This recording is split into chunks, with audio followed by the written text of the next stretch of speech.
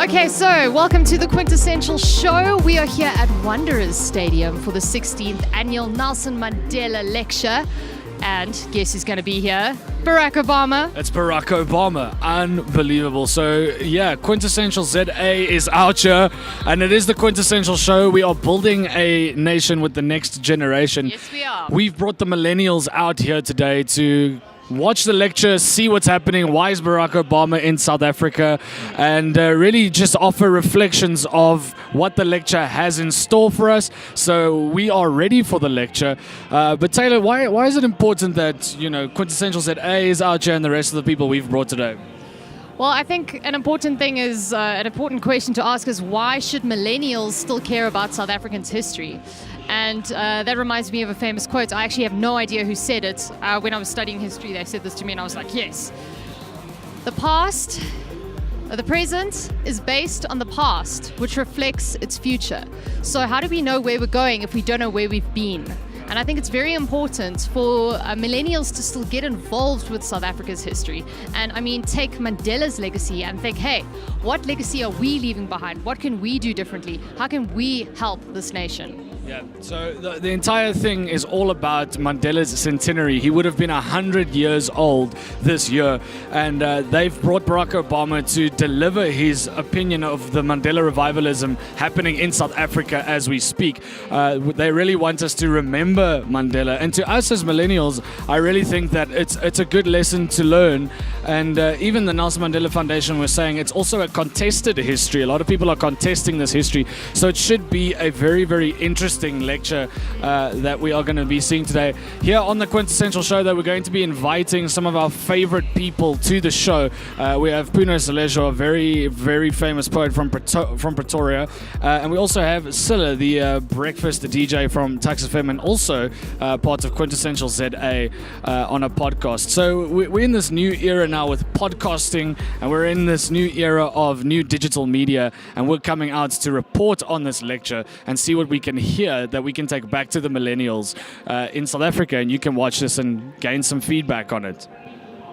Yeah, and I think, it's super important to mention that although print is still big, man, oh man, checking out ENCA live broadcasting from this event, having a little sneak peek at what they're doing. 702's here, I know Power FM's also here, another radio station, and CNN as well. CNN, we heard some British accents, don't know if that's BBC, but hey, no, it's super cool to see everyone, including media from all over, from Kenya, from overseas, coming to cover this event.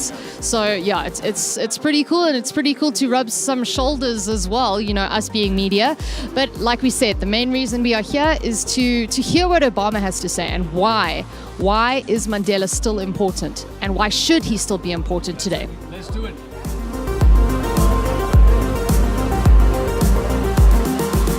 All right, it's the Quintessential Show and the Barack Obama lecture, the Nelson Mandela annual lecture featuring Barack Obama is about to start here at the Wanderers Stadium. And we brought with us some friends here on the Quintessential Show. We've got Puno Selesho, pretty famous local poet from Pretoria. And there's a lot of stuff on our YouTube channel you can go check out with Puno. And it seems to be an important event for millennials like us to be out here, because we were going through school when Barack Obama became president. So, Puno, could you maybe just expand on those years when we were at school and Barack Obama became president? What were you experiencing during that time? It was such a rare and odd thing, because for the first time as young people, we actually were filled with hope because of a political leader. And as South Africans, that's something that doesn't really happen. Maybe now in our new Ramaphoria, it's a bit different. But in those times and until very recently, we really never had faith in a political leader. Political leader was never your superhero, somebody you wanted to grow up to be. So it was really important to have somebody like that there, that everybody, no matter who you were around the world, to have somebody in that sort of position that you could look up to and actually respect. Yeah, sure. And that was the thing. You've performed a poem in front of Cyril Ramaphosa. Now you performed Daughter in front of Cyril Ramaphosa. A thing about Nelson Mandela was, and we also got this through school, because I mean, you know, the drama kids go, I want to perform Invictus for one of the things that I do, you know. And because Nelson Mandela loved poetry so much, do you think that's why poetry is taking off, especially in the work that you guys do? Do you think that they paved the way for poetry to become a big thing? Why should people be so interested in poetry in South Africa, even with all of this considered? You know, the thing is with poetry, we sort of, as poets, we have free reign to be thought leaders and to interrogate issues well and get deep down into it and say real things and real matters. And it's not policed in any way, it's not regulated in any way. And I think we say really important things that can affect an individual, that can affect groups of people, that can affect countries. And I think leaders like Mandela, leaders like Cyril Ramaphosa realize that, and they see the power that words have. So poets sort of have a responsibility to be in those spaces, because that's how we set a legacy, you know? Yeah. Give me your idea. You work for the Youth Employment Service. Are we allowed to tell people you do that? You work for the Youth Employment Service. Is this a good show for the kids who are wanting jobs coming up through the game? Because that's essentially what, I mean, yeah, we can have big indabas and big shows and all that kind of stuff, but you're in the business of actually getting jobs for young people. Is this a good show, or is this just a show? I actually struggle when I come to things like this, because sometimes when you're on the ground and you're talking to young people face to face and you hear their stories, hear where they come from, they've been looking for jobs forever, whether they don't have a matric or whether they've studied and completed. And then you come to things like this, these grand sort of bosbarats, as my mom would call it. It's for me, it's a bit jarring. It doesn't make sense to one another.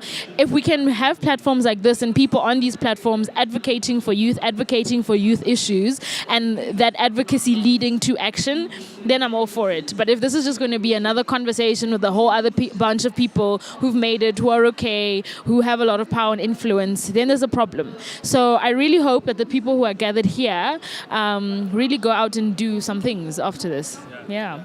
Sure. So we have Nelson Mandela Day tomorrow, which is the day that you're supposed to do 67 minutes of charity work. And we can also debate how effective that has been in South Africa. But just the legacy itself, because we are here to talk about the revival of the legacy. To you, what does the Mandela legacy represent in your life? I think first thing I must acknowledge is that Mandela was not a perfect man. He's not an idol or a god in my eyes, and I think that's a lot of millennials are starting to think that way. We're starting to be like, let's actually reassess this. But what I do honor him for, he had a lot of good, strong values that he stuck to no matter what. And I think the legacy for me is that know your values and stick to them no matter what the noise is out there, no matter what the pressures are out there. And he put people first, no matter what he did. And I think that's so important. And 67 minutes is more than just the 67 minutes you're going to do. It's creating a culture of giving back, creating a culture of humanity, of oneness, of reuniting. I mean, we always talk about how the 2010 Soccer World Cup brought us all together. And these are little pockets of things that are bringing us together again. So yeah.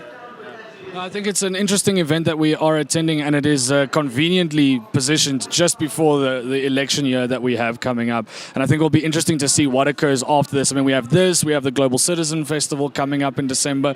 It's quite interesting that people are descending again on South Africa with this centenary for Nelson Mandela. But like you say, I mean, and I think the Nelson Mandela Foundation, I was listening to them on the news yesterday, and they were saying, you know, it's a contested legacy. It's not a clear-cut legacy. People keep changing the narrative every single year. But in terms of the narrative of non-racialism, that's why I still go, you know what? I think the Nelson Mandela message, which 24 years later is weird that we're still going like, oh, we can't be we're a non-racial society, but we're not really.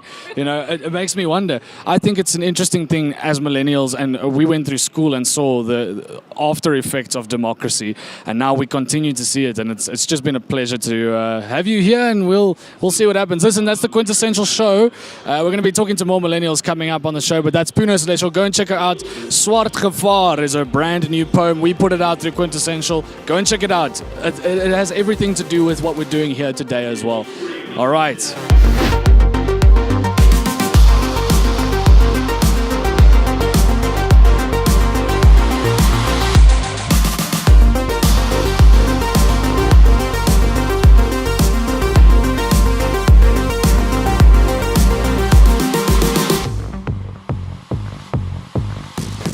All right, we are out here at the 16th Annual Nelson Mandela Lecture.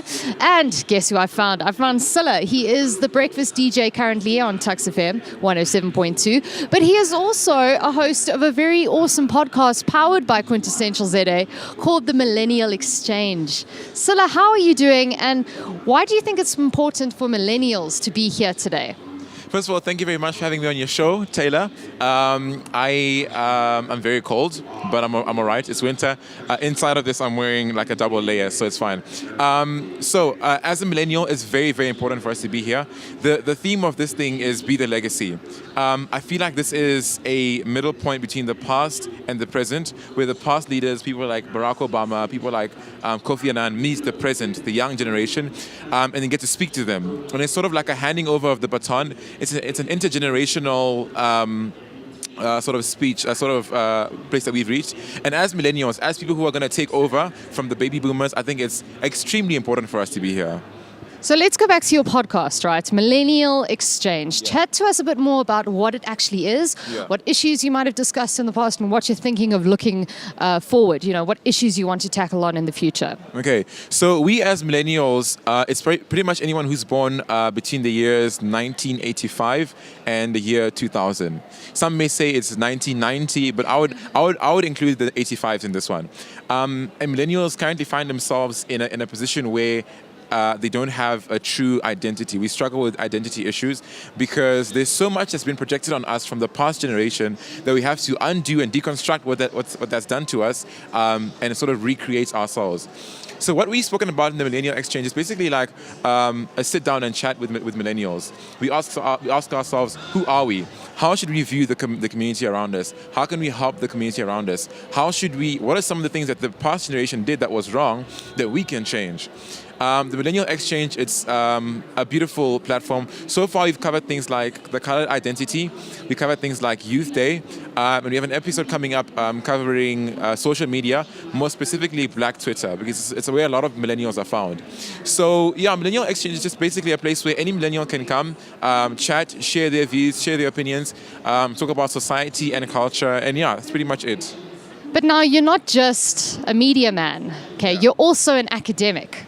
So what are you currently studying, and why do you think that this lecture is actually so important to what you are currently studying at Tux?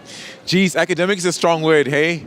I don't know. I wouldn't. I don't know. It's a very strong word. I'd just like to say I'm somebody who likes knowledge.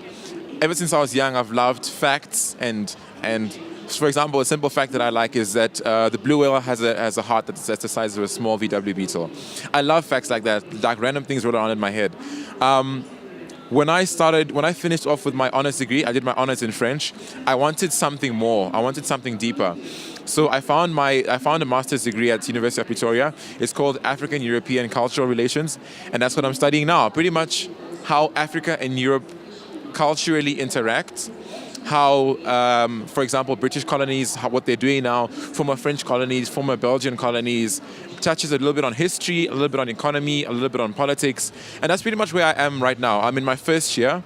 And as an African European cultural relations student, or as a cultural studies student, it's terribly important to be here, because if I look at the caliber of people that just behind there, I look at the caliber of people that have spoken at this event. You have some Americans, you have some Europeans, you have some Africans, and then you have someone like Barack Obama, who's been instrumental in bringing the world together, bringing the Western world and the African world together.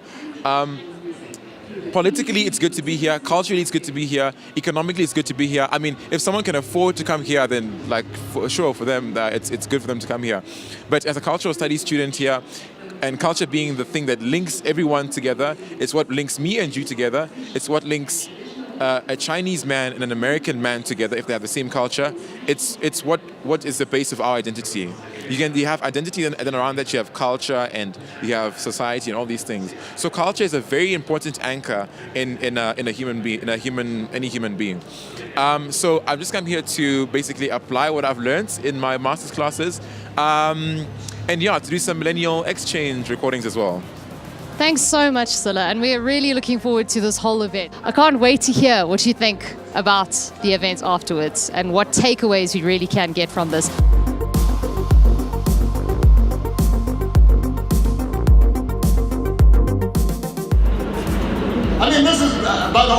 this is what I think Mount Graduates was talking about in terms of maybe some sense of humility that Madiba felt. Like, sometimes just basic stuff. Me just not completely lying to people, I think it's pretty basic. I don't think myself a great leader just because I don't just completely make stuff up.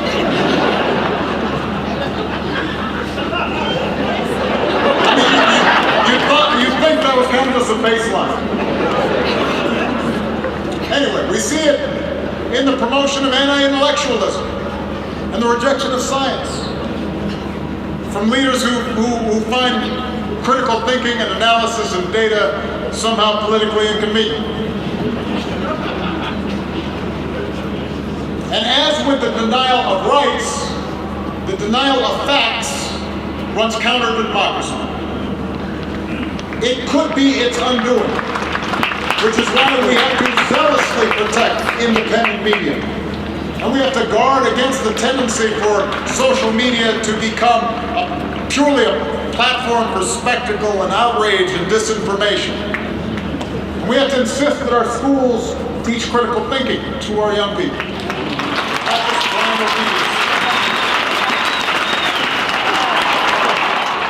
My message to you is simple. Keep believing. Keep marching. Keep building. Keep raising your voice. Every generation has the opportunity to remake the world. Mandela said, young people are capable, when aroused, of bringing down the towers of oppression and raising the banners of freedom. Now's a good time to be aroused.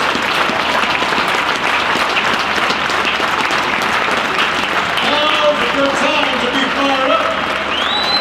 And for those of us who care about the legacy that we honor here today, about equality and dignity and democracy and solidarity and kindness,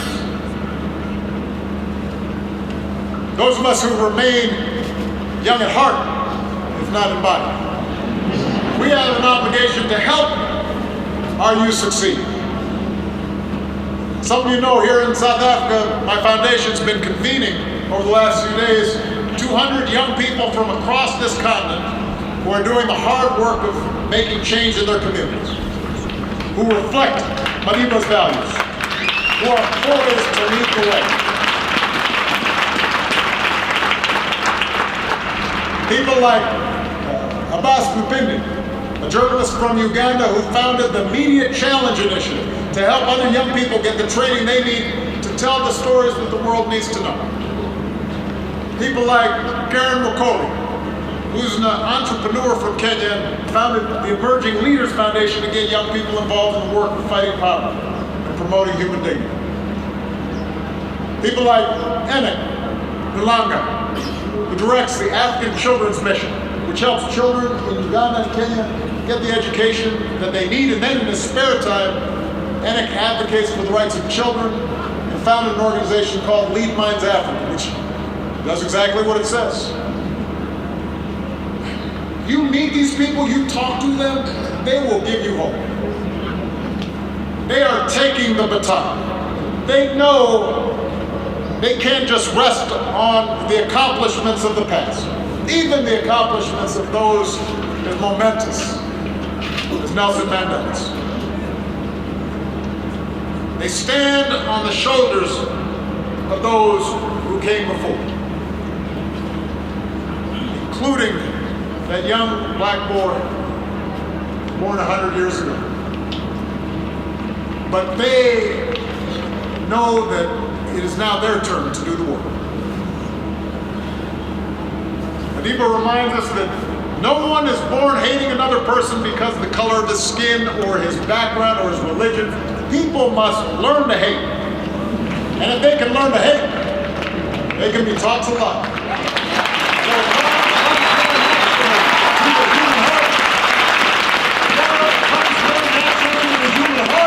Let's remember that truth.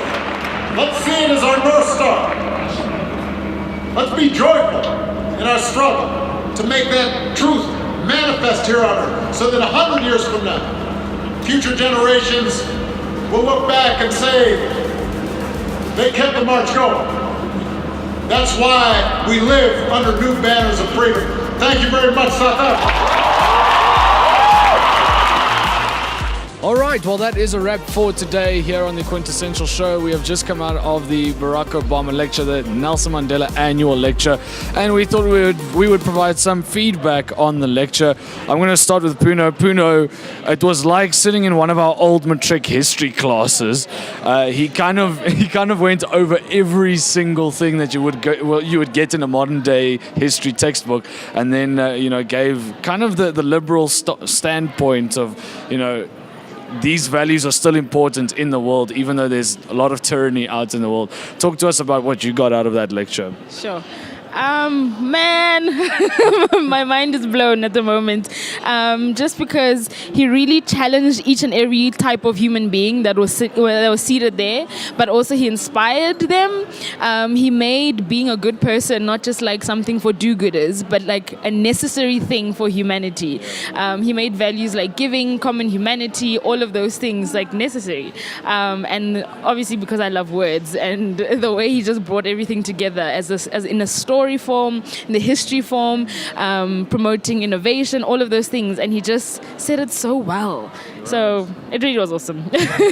Really was. Yeah, I think the overarching theme was Nelson Mandela as a symbol for South Africa is a pretty strong thing, that all of us are dedicated to the symbolism of everybody's here to share South Africa and the world. But yes, Sila, tell us what you got out of it. You were keenly listening to this one. What I got out of it, I found that firstly, like Puno says, Obama is a fantastic orator. I've always admired the fact that, I don't know if you guys saw this, but he barely looked at his page. I don't even know if he brought something on stage, but doing a 40-minute long speech with absolutely no reference is a skill to be admired.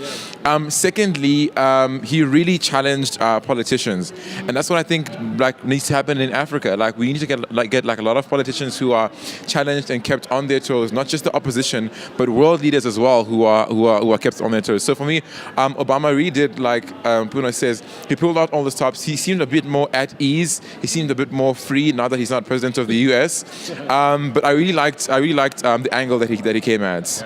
Yeah. No, for sure. I think it was an awesome lecture. One key takeaway for me, I loved how he said that the youth represent the hope.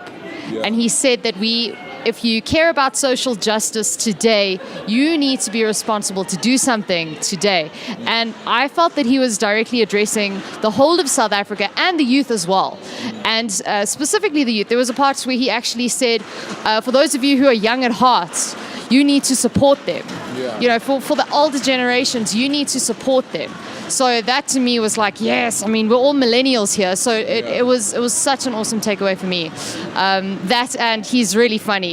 And let's be honest, there were some digs at Trump. He roasted him. There were lots of digs at Trump. And yeah, I mean, when he said about how you can't deny the facts, and then he said global warming, how can you deny global warming? And I was like, oh. Yes, no, exactly. But no, I thought it was amazing. I was hoping that he would address the youth directly a little bit more. But in saying that, he was here to directly address the whole of South Africa, and I think he did an awesome job. And I really, really loved how he showed us that these problems, these issues of discrimination also happen in the USA. And I thought that was awesome, because a lot of us see Barack Obama, ex-president of the USA, he's a big guy, he's out there. He surely hasn't faced these problems in his own country, and then for him to actually say the same thing happens in the US was pretty important for me. Yeah. In terms of I just wanted to get back to the entrepreneurship and what he called inclusive capitalism in this speech. I think it was because, South Africa is this country that kind of swings between socialism and capitalism so much. Yeah. So for him to kind of take a stance and say inclusive capitalism is the way forward, especially for entrepreneurs, especially for a company like we're trying to run with Quintessential ZA. You know, we have this opinion that we want to build the new nation with the next generation, and I think that this was very important in that respect as well. But I mean, just in terms of like African capitalism, do you think he's getting it right? Is inclusive capitalism the way forward? What would you say, Sila? Personally, when he spoke about capitalism, he did speak also about socialism and about saying that a lot of people they have their mindset on this capitalistic way of outlook of things. But then he did say as well that China is also has a big influence on how we do things. So I'm actually currently caught between a rock and a hard place, because yes, you want capitalism, or yes, the world wants capitalism, but we have to look at some socialist outlooks as well. Because with capitalism, the rich get richer and the poor get poorer. And because we are young people, we want equality. But how can you have equality when the economy in itself does not allow equality? How can you have equality when the rich guy or the top 1% is earning this much and the rest of that is not earning that much money? So for me, it's very questionable. I'm currently in a socio-economic stage where I don't know if I want capitalism or socialism. So I don't know. You're not the only one. Yeah. I think there are a lot of millennials who actually think like that as well. But another thing that he mentioned was he spoke a lot about artists and being creative. Yeah. Puno, what did you take away from that? You must have been like, click, click, click, click. You know, I can't click my fingers, but you must have been like, yes. Yeah. I mean, I'm for any leader that puts us as creatives on, and it's the responsibility of those who have a voice to be like, hey, let's make way for these other people that are overlooked and are actually really important, as important as the politician, as the businessman, etc. So it honestly just felt good to know that we are seen and that we're understood, you know? Yeah, I think in summary, to think about this lecture in the political sense is, look, we have 2019 coming. We also, before that, have the Global Citizen Festival coming up. And there's a lot of these things that are happening in terms of what the ruling party is putting out in front of people. And you know what, I was also interested in how Obama was talking about departing tribalism as an idea. Like, we should not be fleeing to our tribes. But in South Africa, we have a lot of these things like tribalism. And I mean, we had the Zulu King sitting in the audience. So I mean, there's a lot of things to take away from this, but will we apply it necessarily in South Africa? I'm worried that we potentially won't. And I think that's where we are at the moment. How do you feel about that? So the thing that I worry about is that us thought leaders and thinkers and people who, you know, come together sit in these lectures and it doesn't trickle down to where it really matters. I mean, he mentioned even briefly about xenophobia and, like you said, tribalism. Will that really trickle down to the streets of Soweto or Mamelodi or Atteridgeville? Are we brave enough to make sure that it trickles down there? So I am concerned. It's a lovely notion, but will it really get down to where it really matters? Yeah. For sure. Thanks. And last words from you, Salam. I had a really good time. For me, it was an honor and a privilege to be with you guys, first of all. Thank you. And secondly, with world leaders. I've never seen a speech given by Obama, and I must say, for me, it was electrifying. I wanted to tweet every single quote you were saying, but my multitasking skills are very poor, so I had to listen. But yeah, I really enjoyed it. Yeah. I think, like Puno said, we don't want this to just fizzle out. It's something that, you know, you got to constantly think about. And that's one thing that I'm going to take away from it. I'm going to truly go home and think. I did take some notes. I thought I was the only person, but I was taking notes because it's the right thing to do. And luckily it is available on YouTube, so you can always go and check it out again. And I hope that people were there to listen to what he had to say and not just, it's Obama, you know, because yes, while he is a big name, he has got something to say, and you should consider it and take what he has to say and apply it to your own life. Well, that's it for the Quintessential Show this time. Listen, look out for Millennial Exchange. There's going to be a podcast about this lecture. Come and find us, Quintessential ZA, all over the internet. And remember to subscribe to Quintessential ZA as well. Click that bell icon so you can get notified when we post our next episode. Otherwise, listen, from us, Quintessential ZA, it's goodbye for now. Bye-bye. Bye-bye.